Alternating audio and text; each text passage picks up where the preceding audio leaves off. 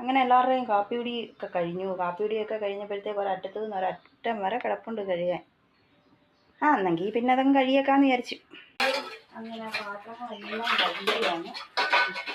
അങ്ങനെ കിടന്ന പാത്രങ്ങളെല്ലാം കഴുകി പാദവും പുറമെല്ലാം വൃത്തിയാക്കിയിട്ടുണ്ട്. ഇനി അടുത്ത ജോലിയിലേക്ക് പോവുകയാണേ. ചോറ് ഇരിപ്പുണ്ടായിരുന്നു, ഞാനത് ആവി കയറ്റാൻ വെച്ചു. ഞാൻ കുക്കറി പിന്നെ പുകയടുപ്പിലോട്ടാണ് വെച്ചത്, ഗ്യാസ് കുറവാകുന്നുണ്ട്.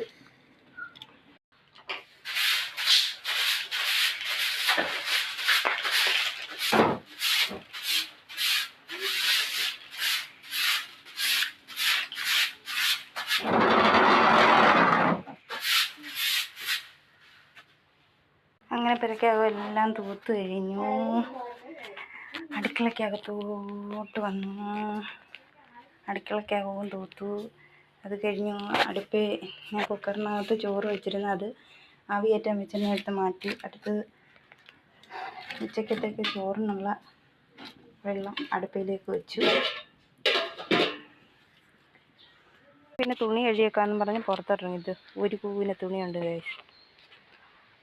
അങ്ങനെ എന്നെങ്കിൽ അത് കഴുകട്ടെ. കണ്ടോ, ഇന്ന് എനിക്ക് കഴുകാനുള്ള തുണികളാണ്. ഇന്നലെ സുമതി വളവ് സിനിമ കണ്ട് എൻ്റെ പുത്രൻ കിടന്നു പെടുത്തു. ഭാഗ്യത്തിന് വിരിച്ച് ഇത് വിരിച്ച് കിടന്നതുകൊണ്ടാണ്, അല്ലെന്നുണ്ടെങ്കിൽ മെത്ത ഉൾപ്പെടെ എടുത്ത് കത്തിക്കേണ്ടി വന്നേനെ. കണ്ടോ, ഇത്രയും തുണികളാണ് നാട്ടിയത്. അങ്ങനെ എൻ്റെ അമ്മ ഒരംഗം കഴിഞ്ഞു. ഞാൻ കഴുകിക്കൊണ്ടിരിക്കുന്ന തുണികൾ വിരിച്ചുകൊണ്ടിരിക്കുകയാണ്.